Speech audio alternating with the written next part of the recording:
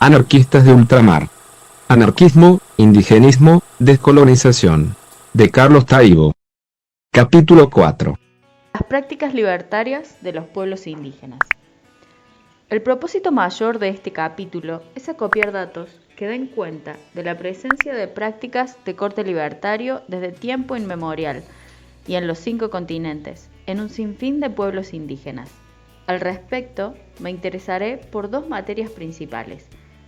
Mientras la primera, de manera breve, bebe del examen de lo que algunos de los clásicos del pensamiento anarquistas han anotado al respecto, la segunda, más enjundiosa, recoge en esencia los conocimientos aportados por un puñado de antropólogos de prestigio. Antes, con todo, procuraré refrescar la memoria del lector en lo que hace a una cuestión de relativo interés en el marco general de este libro, la presencia de concepciones y de prácticas libertarias con anterioridad al siglo XIX y ahora lejos de los pueblos indígenas en la forma de pensadores, de movimientos y de realidades de corte muy distinto. Libertarios desde tiempo inmemorial. Una buena guía para reconocer esos pensamientos, movimientos y realidades que acabo de invocar la configura el libro de Ángel Capelletti, titulado Prehistoria del anarquismo. En mi repaso casi telegráfico debo mencionar a filósofos de la Grecia clásica como Zenón y Aristipo, o a pensadores como Lavoisier con sus consideraciones sobre la desobediencia voluntaria, vertidas en el siglo XVI. El Tao Te Ching de Lao Tse sería, por otra parte, antes, la ejemplificación de lo que significa una perspectiva política protoanarquista que un texto de carácter místico y religioso. En muchas de sus manifestaciones y en la Europa medieval, el fenómeno milenarista habría reflejado un crudo enfrentamiento con la Iglesia oficial. Hus y los husitas, o los anabaptistas, habrían defendido comunidades articuladas desde abajo frente a la jerarquía eclesial, en tanto el franciscanismo primitivo habría ilustrado el despliegue de una relación con la naturaleza etiquetable de libertaria. Dentro del Islam, habrían operado también numerosas corrientes antiautoritarias e igualitarias enfrentadas a los gobiernos. Serían rastreables, en suma, claves libertarias en la conducta de los movimientos como el de los Diggers a mediados del siglo XVII y en Inglaterra se lanzaron a ocupar y cultivar tierras de las que habían sido desposeídos y el de los Levelers en el mismo siglo y de nuevo en Inglaterra contestaron los poderes establecidos y defendieron sociedades igualitarias. Permitiré al lector que busque, con todo, 3 concreciones significativas de este tipo de realidades. La primera, la de determinadas manifestaciones de la piratería, tiene su interés por cuanto revela lo sencillo que resulta que queden en el olvido procesos muy estimulantes. Al amparo de algunas de las concreciones de la piratería emergió un modelo social muy singular, cuyos integrantes se enfrentaron con las fuerzas a las injerencias externas. En ese mundo imperaron la solidaridad y la fraternidad, las decisiones se adoptaron de forma colectiva, se compartían riesgos y ganancias, con reparto equitativo de estas últimas y con beneficios iguales para los heridos, y se desdeñaba el propósito de acumular riquezas, con acogida franca a gentes de diferente origen y nacionalidad y racial. Si los capitanes no disfrutaban de privilegios especiales y podían ser destituidos, era frecuente que se tomasen medidas contra quienes habían participado en operaciones marcadas por el código de explotación. No era infrecuente, por lo demás, que los piratas fuesen antiguos esclavos. La piratería ofrecía posibilidades de libertad desconocidas en otros ámbitos de la vida. Pese a las apariencias, en el mundo de la piratería no faltaron, en fin, aunque fueron poco numerosas, las mujeres que comúnmente ocupaban este horizonte para sortear los papeles a los que las convenciones de la época las condenaban. Muchos de los piratas del Caribe acabaron por asumir el modo de vida indígena y buscaron la libertad en pequeñas islas, sin procurar la acumulación de riquezas y en el marco de fórmulas comunitarias. La segunda de las concreciones anunciadas remite a la huella aún perceptible de muchas formas medievales de organización política, social, registradas en la Europa occidental. Kropotkin se refirió a la comuna medieval como una confederación de gremios y guildas, cada una de las cuales estaba constituido por una confederación o federación de trabajadores o ciudadanos, que a su vez, como ciudades libres, se federaban regional y continentalmente con otras ciudades. Pero en el caso también, a menudo lejos de las ciudades, de los consejos abiertos y de las comunas francas. En virtud de unos y otras, las asambleas tomaban decisiones relativas a la esfera pública y a los bienes comunes, de la mano de lo que solía ser una combinación entre propiedad familiar y propiedad comunal. Al amparo de instancias como estas, se hacían valer fórmulas de solidaridad y apoyo mutuo en un escenario en el que despuntaron al tiempo una notable libertad para las mujeres y el despliegue de milicias populares. Pese a la desamortización del siglo XIX y pese a los efectos de la industrialización liberal, los consejos y los espacios comunales todavía perviven en un grado u otro en muchos lugares de la península ibérica. No está de más que mencione, en tercer y último lugar, el caso de los gitanos, insumisos a los poderes, empeñados en preservar sus reglas de convivencia, a menudo inmersos en operaciones de desplazamiento que rompen la lógica de los estados y permanentemente marginados, perseguidos y castigados por estos últimos. Creo que la dimensión libertaria que en muchos terrenos y en toda evidencia rodea a las comunidades gitanas merece un estudio detallado todavía por realizar. Los pensadores anarquistas y las prácticas libertarias de los pueblos indígenas. Acometo en este epígrafe un rápido repaso de las consideraciones que algunos pensadores anarquistas realizaron a partir del XIX en lo que respecta a la eventual presencia de prácticas libertarias en comunidades indígenas. Como se verá, la materia fue muy frecuentada en el mundo anarquista, acompañada, las más de las veces, por una crítica de la sociedad industrial y de sus ilusiones. Conviene subrayar con todo que aunque los pensadores que se interesaron por los pueblos primitivos y por sus prácticas libertarias veían en aquellos la fuente de un conjunto de argumentos que permitían apuntalar sus teorías, no apreciaban en esas comunidades humanas, en cambio, un horizonte que correspondía literalmente imitar, cada vez que remitía a la condición de pueblos que en virtud de una mecánica aplicación del concepto de progreso se consideraban indefectiblemente atrasados, entre comillas. En primer lugar, hay que hacer referencia a los hermanos Reclus, Elisée y Elie. Elie, autor en 1885 de un libro titulado Los primitivos, escribió sobre la base de datos recogidos por viajeros y misioneros de la segunda mitad del siglo XIX con el empeño de subrayar que, pese al atraso aumentado, los llamados salvajes, entre comillas, en nada son inferiores, ni moral ni intelectualmente, a los civilizados, también entre comillas, que, de remarcar las secuencias que se derivan del hecho de que lo que conocemos de esos pueblos nos ha llegado de la mano durante mucho tiempo de los invasores. Por lo que Elisée se refiere, con relativa frecuencia se interesó por la materia que me ocupa. Así mostró su sorpresa al encontrar en la Sierra Nevada de Santa Marta, en Colombia, allá por 1860, una república idílica que obligaba a pensar en los falasterios y en las propuestas de Owen. En un texto sobre los Cru de Liberia, el propio Elisée procedió a retratar a estos últimos como un pueblo que rechazaba los flujos autoritarios, se oponía frontalmente al comercio de seres humanos y abrazaba formas de propiedad colectiva. Sabido es que Kropotkin sostuvo que no son la libre competición y el conflicto, o no lo son en solitario, los que determinan el derrotero de las sociedades humanas, a menudo marcado y de manera consistente por la lógica de la solidaridad, de la cooperación y del apoyo mutuo. En lo que respecta a los pueblos primitivos, Kropotkin subrayó la presencia de conductas solidarias en su vida cotidiana y en la atención de los desvalidos apuntó el carácter sociable y amistoso de muchas de sus manifestaciones, resaltó la presencia de formas de trabajo colectivo y remarcó la frecuente ausencia de jefes. Conviene llamar la atención sobre el hecho de que cuando Kropotkin buscó ilustrar sus tesis sobre el apoyo mutuo, no solo se sirvió de ejemplos aportados por los cazadores-recolectores y otros muchos pueblos primitivos, entre comillas, acopió otros que llegaban de lo ocurrido en muchas ciudades de la Edad Media europea y en las propias sociedades contemporáneas.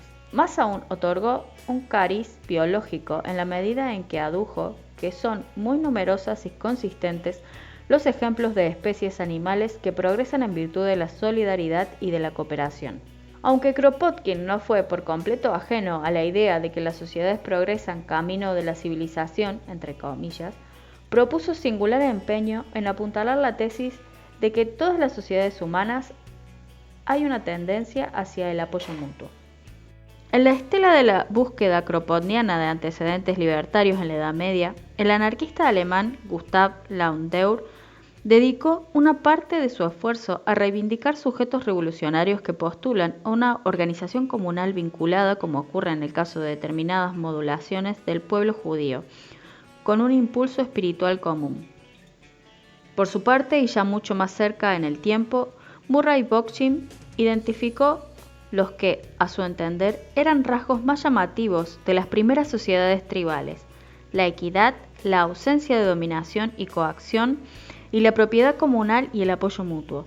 Cierto es que para Bookchin lo importante era, una vez más, tomar nota de lo que significaban todos esos rastros y no buscar una mimética emulación que idealizase la condición de las sociedades de cazadores-recolectores. Los anarcos primitivistas, en suma, y entre ellos John Searle, sostienen que antes de la introducción de la agricultura, los seres humanos vivían en pequeñas comunidades nómades que, de carácter igualitario, carecían de jerarquías. Habría sido la irrupción de la tecnología acompañada por la aparición de las estructuras de poder abstracto lo que habrían generado infelizmente la división del trabajo y la jerarquía. La civilización resultante, la nuestra, acarrearía el desarrollo de un aparato de domesticación, control y dominación. ¿De qué habla la antropología? Son muchos los antropólogos de prestigio que se han interesado por los pueblos indígenas que han desplegado prácticas libertarias. Baste con rescatar al respecto los nombres de Edward Evans Pritchard, de Marcel Mauss y en determinado momento de Alfred Radcliffe Brown. Buena parte del trabajo de estos antropólogos se orientó al estudio de las sociedades sin estados y plantó cara a la imagen muy extendida que concibe un hombre salvaje condenado a desarrollar una vida casi animal en virtud de su incapacidad para explotar de manera eficiente el medio natural. Las consideraciones de estos antropólogos y de otros afectan a sociedades de orden muy dispar. En ellas se dan cita realidades que, manifiestas en los 5 continentes, unas veces son cosas del pasado y otras perviven en el presente. En ocasiones se revelan en la forma de cazadores-recolectores y en otras oportunidades en las de quienes no lo son. Para Clay recuerda, por dar un paso más, que hay sociedades basadas en la agricultura, así las que han despuntado durante mucho tiempo en Islandia, entre los bereberes o entre los de Santal de la India, inmensas en confederaciones descentralizadas que frisan un proyecto libertario. Y hay quienes han identificado la huella de este último en algunos de los propios imperios, aun cuando lo común de estos es que se tratase de sociedades jerarquizadas, estratificadas y divididas según el eje vertical del poder político, con aristocracias y castas religiosas y militares. Las cosas como fueron, lo suyo es rehuir asimilaciones fáciles. Castells señala, por ejemplo, que una economía de caza, pesca y recolección no exige por necesidad una vida nómada. La ausencia de agricultura es compatible, por otra parte, con la sedentariedad, de tal suerte que si muchos pueblos no han desplegado sistemas agrícolas, no era por incapacidad, sino por ausencia de necesidad. El propio Castells agrega que muchas comunidades que vivían de la agricultura han decidido prescindir de esta para consagrarse de manera casi exclusiva a la caza. Por lo demás, parece demostrable que hay grupos de cazadores, pescadores, recolectores nómadas, y no que representan los mismos rasgos que sus vecinos sedentarios entregados a la agricultura. Lo anterior al margen e iré a lo principal. ¿Por qué hay que dar por descontado, conforme al criterio dominante, que el acceso a la agricultura es inequívoco signo de progreso? ¿Por qué, en paralelo, debe concluirse que las sociedades que no han accedido a aquella les falta inexorablemente algo? no hay motivos sólidos para concluir, como lo hace Richard Brom, que estas sociedades habrían encontrado una satisfacción razonable en sus necesidades que no reclamaba del concurso de la agricultura. Y es que sobran los datos que invitan a concluir que las sociedades agrarias mantienen, en la mayoría de los casos, una apuesta en provecho de lo que Paul Shepard describe como homocentricidad, ilusión de omnipotencia, agresividad contra los depredadores salvajes, ausencia de interés por las plantas y los animales que no tienen utilidad económica y propensión a desplegar formas de esclavitud. La opción correspondiente conduce a una lamentable humanización de la superficie terrestre y a la cancelación de todo lo que huele a salvaje. El mismo Shepard llama la atención sobre la conveniencia de alejarse de las ideas de que acceder a este estadio es un proceso virtuoso, tal y como lo conciben, agregó yo, los defensores del desarrollo. Durante mucho tiempo, el fundamento inicial de muchas de las teorizaciones sobre estas comunidades humanas lo aportó el concepto de comunismo primitivo, caracterizado desde la perspectiva de Marx por un escaso desarrollo de las fuerzas productivas, por el autoabastecimiento de la propiedad colectiva de los medios de producción, por un reparto igualitario de la riqueza y por una razonable satisfacción de las necesidades. A este concepto se sumó a menudo, por cierto, el de la anarquía ordenada, curioso término este, como si la anarquía no hubiera de ser, por definición, ordenada. Son muchos los estudios y los estudiosos que han hablado de pueblos primitivos y salvajes que se caracterizarían por la ausencia de escritura, por el ejemplo de tecnologías muy simples, por su reducido tamaño, por la falta de especialización, por el peso del parentesco a la hora de establecer las relaciones sociales. Lo habitual fue que semejante descripción se completase con la convicción de que se trataba de sociedades no evolucionadas, no acabadas, y ello pese a la certificación de que en muchos casos acabaron por sobrevivir con innegable eficacia al acoso de la civilización occidental. Y pese a la certeza de que el tránsito desde la vida primitiva, entre paréntesis, a la civilizada, entre paréntesis, supuso en muchas ocasiones un retroceso en materia de libertad, igualdad y fraternidad. Hemos juzgado inequívocamente a estos pueblos desde la atalaya de nuestros indicadores estadísticos y de los valores que nos informan, y los hemos despreciado por cuanto obligan a cuestionar que la historia es un proceso continuado que tiene que partir por necesidad de la nada. Igualdad, trabajo, ecología. Es verdad que los rasgos que voy a atribuir a las comunidades indígenas de prácticas libertarias no son universales. No todas ellas los reproducen uniformemente. Tiene su sentido, aún así, identificar algunos de estos rasgos de presencia muy general. Uno es, a buen seguro, el que refiere el carácter genéticamente igualitario de esas comunidades. Es muy común que, al calor del deseo de compartir y del rechazo de las estructuras de autoridad, se hayan revelado un énfasis en la necesidad de propiciar la igualdad, y con él el deseo de inhibir las conductas competitivas. Por detrás, ha descollado el designio de atender a las necesidades de los otros, de la mano de la entronización de una economía del don.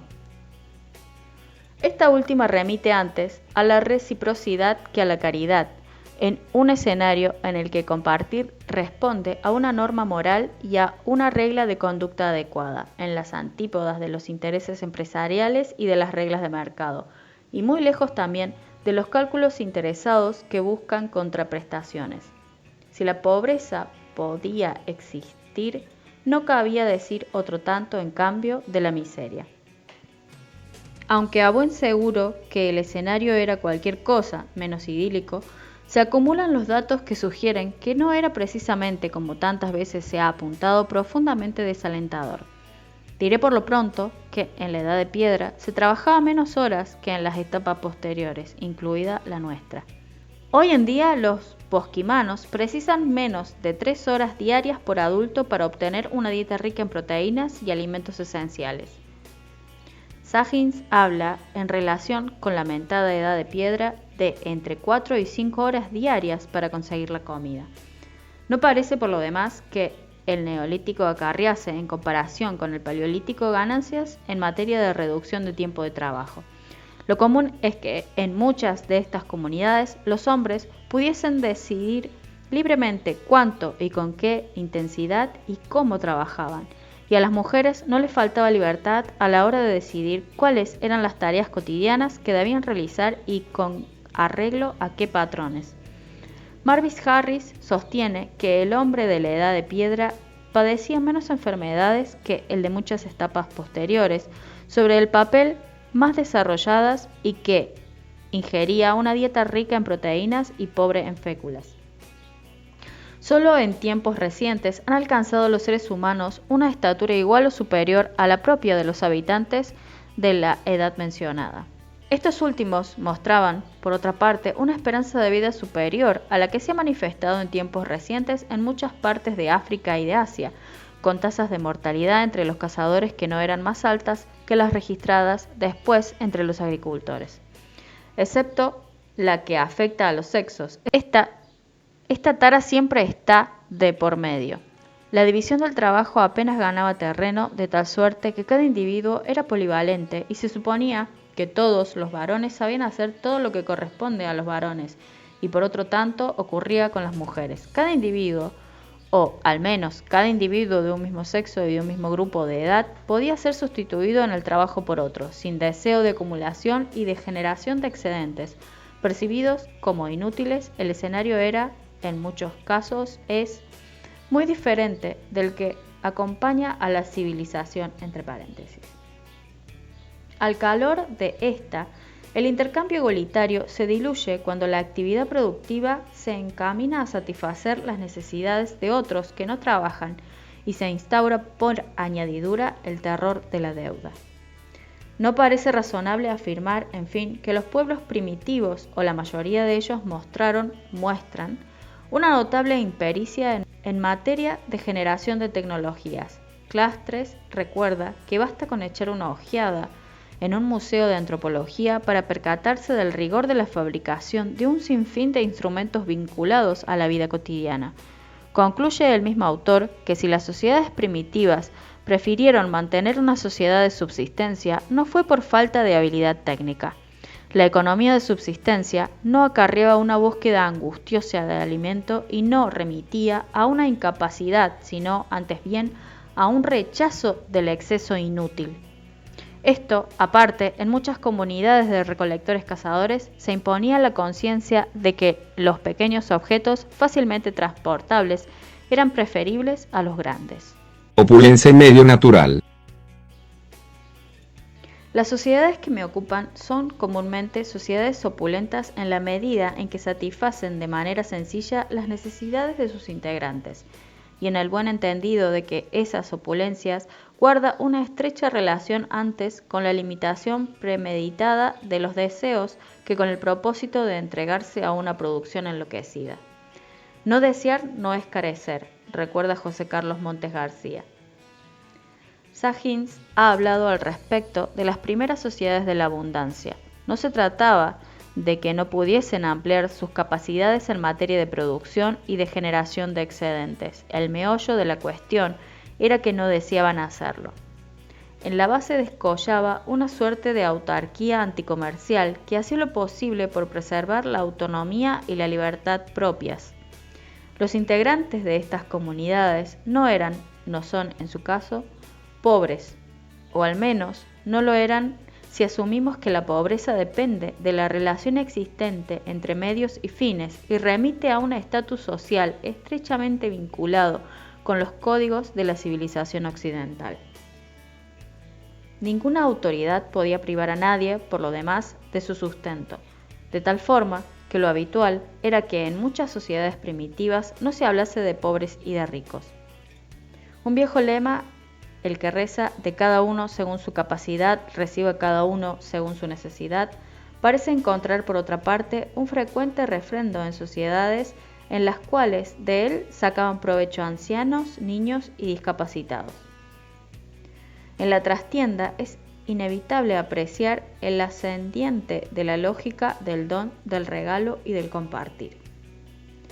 En un terreno muy próximo, cabe recordar que muchas de las comunidades que me interesan han mostrado un respeto atávico ante lo que el hombre blanco agrede una y otra vez. El salvaje no saquea, toma escuetamente lo que precisa. La economía no tiene otro objetivo que satisfacer las necesidades al amparo de una relación equilibrada con el medio.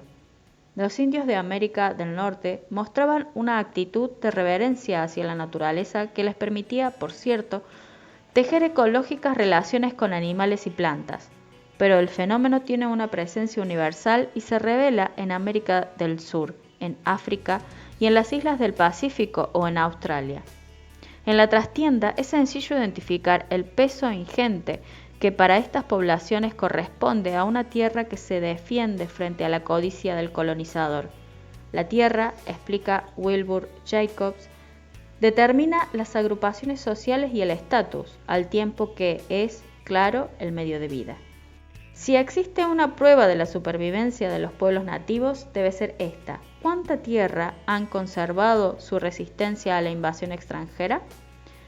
No parece de más que recuerde aquí el buen sentido de un argumento muchas veces formulados por John Cernan, el que recuerda que la dominación dentro de nuestra sociedad está relacionada con la dominación de la naturaleza. Beltrán Roca apostilla que, con la llegada de la domesticación y de la agricultura, el ser humano se sintió superior a la naturaleza y se abrió de resueltas la veda para la dominación de los hombres y para la destrucción del medio natural. No es casual que la dominación del hombre sobre la mujer, del blanco sobre el negro, del colonizador sobre el colonizado, del adulto sobre el joven, del patrón sobre el obrero, del gobernante sobre el gobernado, etc., utilice la biología como fuente de legitimidad. Poder y democracia.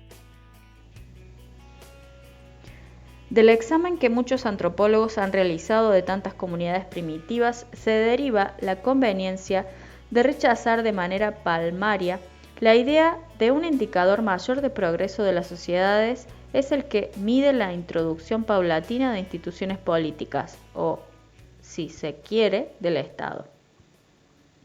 Y se derivan en paralelo muchas dudas en lo que hace a la idoneidad del término civilización, que, según la versión dominante de los hechos, separaría las realidades de las sociedades occidentales y acaso también las propias de imperios como el Inca y el Azteca, de la condición de los salvajes que habrían poblado hasta 1492 el grueso del continente americano.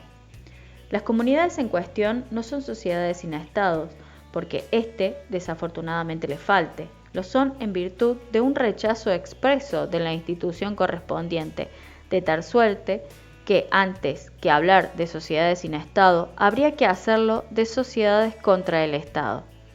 Así las cosas, este último se presenta como una modalidad posible de organización política, pero nunca como una fórmula afortunadamente insorteable. Más allá de lo anterior, repetiré que resulta poco inteligente intentar comprender las sociedades sin Estado desde el prisma de que este último es la realización lógica y natural de aquellas. Claude Roy ha subrayado al respecto el empeño de Pierre Castres en el sentido de llamar la atención sobre cómo, entre nosotros, las sociedades primitivas se presentan como sociedades sin estructura, sin historia, sin organización, como si estuvieran aguardando algo de lo que inexorablemente carecen. Tras estudiar muchas comunidades indígenas de América del Sur, Pierre Castres concluyó que el jefe de estas se halla o se hallaba dotado de prestigio, pero carece en cambio de poder, no da órdenes ni está en condiciones de transformar a los restantes miembros de su comunidad en súbditos que obedezcan. La palabra del jefe es una garantía de que su poder no constituye una amenaza para la comunidad, en tanto su silencio significa lo contrario. El jefe en cuestión se halla sometido a vigilancia, con el propósito de evitar que su deseo de prestigio se convierta en deseo de poder. De lo que se trata es, en otras palabras, de prevenir que el poder se separe de la vida social y de garantizar que está al servicio de la comunidad. El poder encarnado en el jefe no tiene, en cualquier caso, un carácter autoritario. Jacobs recuerda, por su parte, que en las relaciones tribales existentes entre los indios norteamericanos, los jefes no solían disfrutar de una apariencia de autoridad. Esto aparte, el mismo autor subraya que las lenguas habladas por los indios no cuentan, con palabras que reflejen en plenitud conceptos como los de despotismo, autoritarismo o dictadura. En este marco hay que distinguir entre sociedades de poder no coactivo y sociedades de poder coactivo. En las segundas se nos enseña desde la infancia a obedecer y a mandar. No faltan, por añadidura, los pueblos en los cuales, sin más, no se reconoce la existencia de jefes. Las decisiones son tomadas por consenso, los eventuales liderazgos se ven sometidos a sospechas y las instituciones que llegan de arriba son objeto de rechazo. Lejos siempre de las formas de dirección centralizada y con frecuencia con el designio de garantizar la autonomía decisoria de cada individuo. Tampoco faltan, en paralelo, los ejemplos de los pueblos primitivos en los cuales se despliega una percepción muy laxa de lo que significan las normas rectoras mal bien adoptadas. Y en los que, tal vez, como recuerda Wilbur Jacobs, en relación con los indios norteamericanos, los padres educaban a sus hijos con una suave disciplina, en la medida en que estos últimos no recibían más orientación que la que asumía la forma de afectuosos consejos. Claro es que todas estas consideraciones, o de la mayoría de ellas, quedaban excluidas comúnmente en las mujeres, con consecuencias indelebles que es fácil imaginar sobre el argumento general. Clastres subraya frente a la afirmación dominante: es raro que los académicos se pregunten por el origen del poder político, algo que en buena medida se debe al hecho de que se da por descontado que la división entre dominadores y dominados es inherente a la sociedad como tal. A los ojos del propio Clastres, y daré un paso más, no es la división entre ricos y pobres, entre explotados y explotadores, la que sirve de fundamento para la aparición del Estado, es, por el contrario, con la separación que acarrea entre quienes mandan y quienes obedecen, el que propicia esa división. O por decirlo de otra manera, es la división política la que genera la economía y no al revés.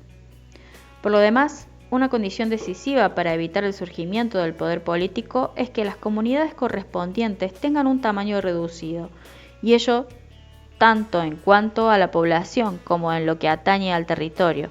Al respecto, lo común es que estas sociedades se autorregulen demográficamente. En tal sentido y por el contrario, la institución Estado reclama crecimiento, integración, unificación y uniformización. La propia ciudad es, para Clastres, una creación del Estado. Cuando aparece el poder, necesita un lugar de residencia, con sus almacenes, sus cuarteles y sus templos. Allí donde hay Estado, hay también ciudades. Clastres entiende, en suma, que la ruptura decisiva entre las sociedades arcaicas, por un lado, y las históricas, por el otro, no la aportaron los cambios que acompañaron al Neolítico o a la aparición de la agricultura, sino una revolución política, por supuesto, sí, la intensificación de la agricultura, pero al mismo tiempo la aparición del Estado. Este último conlleva la división de una sociedad hasta entonces unificada y arrastra la separación entre gobernantes y gobernados. La sociedad ya no es un nosotros individuo, una totalidad, sino un cuerpo fragmentado, un ser social heterogéneo. David Graeber, por su parte, ha tenido a bien recordar que muchas de las formas de autogobierno y de deliberación colectiva desaparecieron llamativamente cuando irrumpió la institución de Estado. Circunstancias que obligan a concluir que este último no es el portador de la democracia, sino antes bien su sepulturero. En la percepción de Graeber, las prácticas democráticas surgen en aquellas comunidades que procuran gestionar sus asuntos al margen del Estado, tanto más cuanto que la ausencia del aparato coactivo que acompaña a éste facilita esa tarea. No hay sociedades perfectas. Ya he tenido la oportunidad de señalar que no todas estas virtudes recién señaladas se han revelado por igual en todas estas sociedades. Ahora debo agregar que éstas exhibían, por añadidura, taras evidentes que obligan a concluir lo que, por lo demás, debe parecer obvio: ninguna sociedad humana es perfecta. Si se trata de identificar problemas frecuentemente presentes, recordaré, por ejemplo, que ninguna de las comunidades que me atraen es plenamente igualitaria. Resulta común que en ellas se haga valer cierta preeminencia de los hombres sobre las mujeres, volveré inmediatamente sobre ello, de los ancianos sobre los jóvenes y de los normales, entre comillas, sobre los desviados, entre comillas.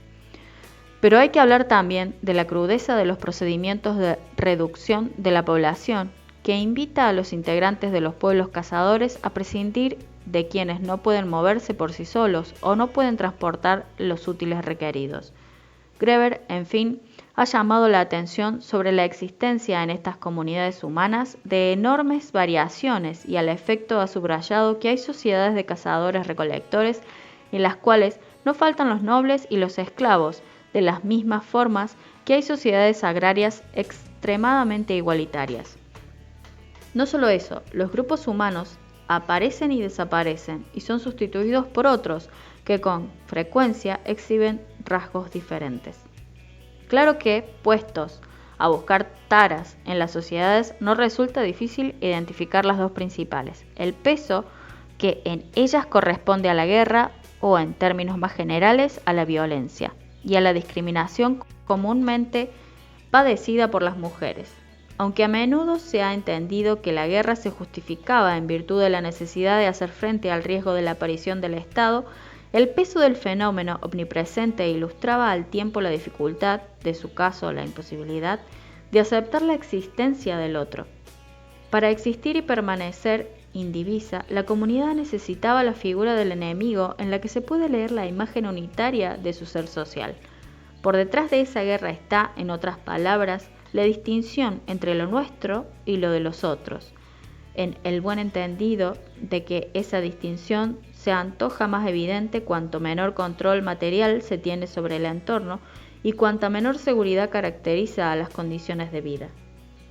Menudean, aun con todo, ejemplos consistentes de pueblos indígenas que consideran que todos los seres humanos son iguales.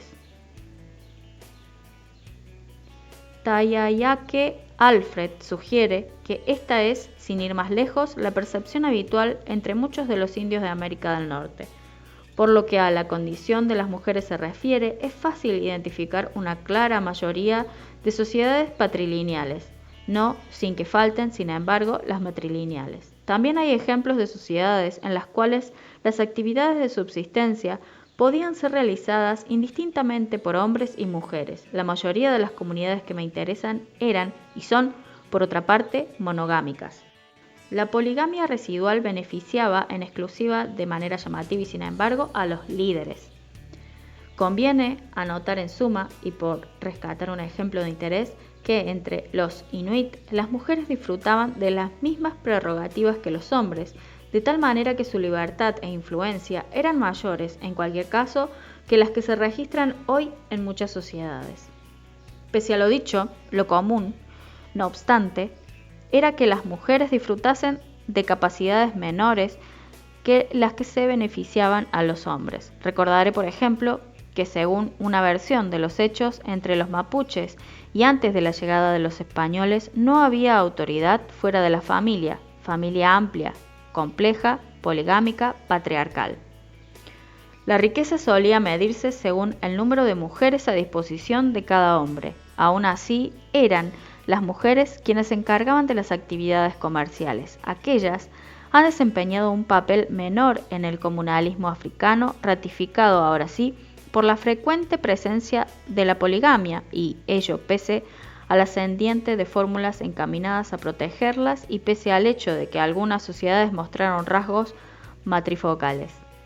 Si en muchas comunidades se atacaba a los enemigos, por otra parte, para hacerse con las mujeres, no han faltado formas brutales de dominación masculina, con frecuencia castigos a las esposas y violaciones en grupos de las hembras capturadas. la supremacía masculina parece guardar estrecha relación, por lo demás, con la guerra. ¿Acaso el panorama general queda bien definido por una expresión de Rita Segato, quien, tras subrayar que con toda la evidencia existió un patriarcado precolonial, describe este como un patriarcado de baja intensidad o de bajo impacto? Presencia y contemporaneidad. Tiene sentido preguntarse por la presencia real de las comunidades objetos de nuestro interés. Responderé señalando que no han sido ni marginales ni universales, en el buen entendido de que, si hay que situarlas en el marco que proporcionan estos dos horizontes, parecen acercarse más a un segundo que al primero. Greber ha tenido a bien recordar que el mundo ha estado y está jalonado de iniciativas de carácter libertario, no sin agregar que lo más probable es que cuanto más feraces sean estas, menores posibilidades tendremos de conocerlas. Lo común es, por lo demás, que solo sepamos de ellas cuando se vinculan con algún tipo de violencia. Las sociedades que me ocupan han ido reculando, en fin, a medida que progresaba la civilización, entre comillas. Cada vez es más difícil encontrar comunidades humanas no marcadas por la impronta del hombre blanco. Pese a lo último que acabo de señalar, esas comunidades siguen existiendo. Permitiré al lector que rescate al respecto dos ejemplos. El primero es uno de los pueblos cazadores-recolectores que sobreviven, como es el caso de los nativos de Australia, bosquimanos, Ona o Yangan.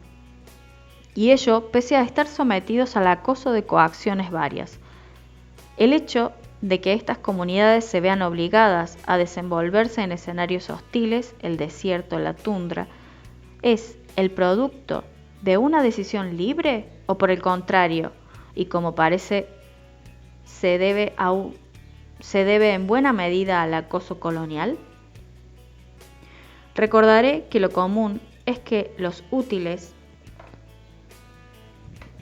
casi siempre de reducidas dimensiones para ser transportados, que manejan sus integrantes, lo han producido ellos mismos, en un escenario marcado por el carácter colectivo de la organización social, por un tiempo de trabajo limitado, mucho menor en cualquier caso que el dedicado al ocio y a las actividades recreativas, por el escaso sentido de la propiedad y por la certeza de que aquello que los hace pobres es lo que los hace también libres.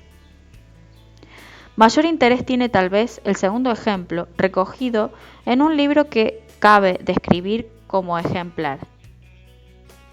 El arte de no ser gobernado, una historia anarquista de las tierras altas del sudeste asiático, de James Scott.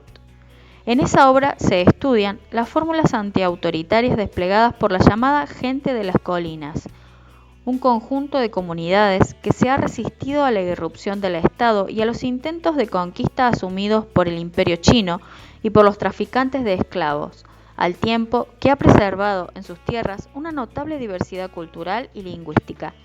Los montañeses del Asia del Sudeste, estudiados por Scott, habitaban estas tierras altas de Vietnam, Camboya, Laos, Tailandia y Birmania, y algunas áreas colindantes que forman parte de China y configuran el área más amplia del globo en la que se dan cita gente no plenamente incorporadas a la lógica y a las reglas de los estados-nación. Han conseguido mantenerse al margen, antes bien, de la opresión estatal que se revela a través de la esclavitud, el servicio militar obligatorio, los impuestos, el trabajo forzado, las epidemias y la guerra. Las gentes que me ocupan se han beneficiado, cierto es, de un puñado de circunstancias favorecedoras, entre las que a buen seguro se cuentan el escarpado del terreno, la movilidad de las comunidades humanas, la flexible condición étnica de estas y las estructuras de parentesco. Scott identifica en este orden de cosas el peso de la movilidad mencionada, de la dispersión de las posibilidades de modificar las dimensiones y el carácter de las unidades de población, los efectos de las prácticas de caza, de la recolección y del cultivo de forraje, las consecuencias de la condición igualitaria de la estructura social merced a la propiedad colectiva de la tierra y, en suma, las secuelas de la enorme distancia que suele separar estas comunidades de los centros estatales de poder. El propio Scott, a tono con un argumento muy querido de Castells, atribuye a estos pueblos la premeditada decisión de no dotarse de estados propios y de no incorporarse a estados ajenos. Este último elemento ha provocado que se vieran manifiestamente acosados en el concurso de instrumentos varios por estos últimos. Al amparo de lógicas imperiales, entre esos instrumentos han descollado tecnologías varias, como es el caso de carreteras, puentes, ferrocarriles, aeropuertos, telégrafos, teléfonos, armas y tecnologías informáticas. El hecho de que estas comunidades carezcan de una historia y de una genealogía escritas en provecho de una historia y unas genealogías orales ha permitido un margen de maniobra mayor y ha limitado las posibilidades de intervención de instancias superiores. El entorno en algo recuerda al que ha rodeado en Europa a los gitanos, que carecen de una lengua escrita consensuada, pero disponen en cambio de una rica tradición oral. Trae a la memoria asimismo a los cosacos, a los árabes de los pantanos y a los bosquimanos. Los gitanos, que también carecen de una historia fija, entre comillas, han prescindido en la mayoría de los casos de lo que se suele llamar lugares de memoria, y entre ellos tumbas, banderas, ruinas y monumentos. Las cosas como fueran, muchos observadores externos han concluido sin más que los montañeses del sudeste de Asia, como los gitanos, son pueblos sin historia, entre comillas. Como si la ausencia de un relato escrito acarrease la falta paralela de aquella, y no fuese un producto de una premeditada e inteligente decisión frente a la lógica de los estados. Esta decisión parece llamada a permitir la preservación de costumbres y usos y a dificultar, por añadidura, que los estados encuentren interlocutores locales. No se trata, por lo demás, de pueblos a cuya condición quepa atribuir el prefijo de pre. No son comunidades anteriores a la agricultura, a las ciudades, a la religión, a la escritura o a los valles. Scott subraya, antes bien, que sus opciones son conscientes y meditadas, y que, de resultas, no se plantean como la premisa para un tránsito posterior a realidades diferentes. Por muchas de las razones esgrimidas, estos grupos humanos se hallan, infelizmente, eso sí, en proceso de franco retroceso, o, lo que es lo mismo, en proceso de integración a un mundo en el que, en palabras de John Donne, la inseguridad y la prosperidad dependen de las habilidades y de las buenas intenciones de quienes dirigen los estados y otras instancias afines. Presencia y contemporaneidad.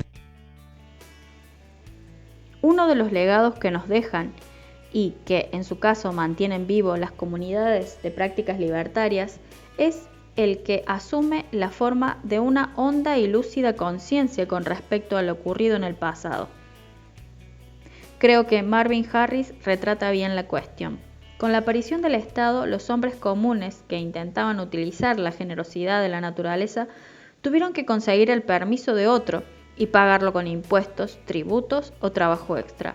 Fueron despojados de las armas y de la técnica de la guerra y la agresión organizada, y estas fueron entregadas a los soldados especialistas y a policías controlados por burócratas militares, religiosos y civiles. Por primera vez aparecieron sobre la tierra reyes, dictadores, sumos sacerdotes, emperadores, primeros ministros, presidentes, gobernadores, alcaldes, generales, almirantes, jefes de la policía, jueces, abogados y carceleros, junto con mazmorras, cárceles, penitenciarías y campos de concentración.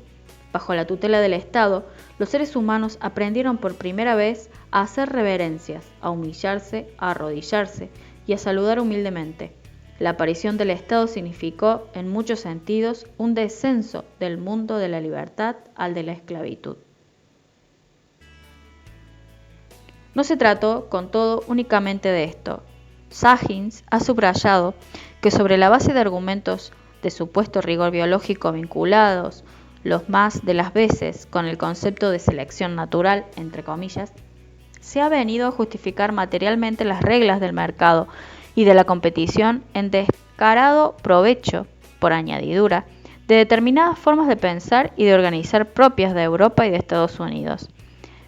De esta suerte, algunas manifestaciones de la sociobiología han sido decisivas para convertir la selección natural en explotación social.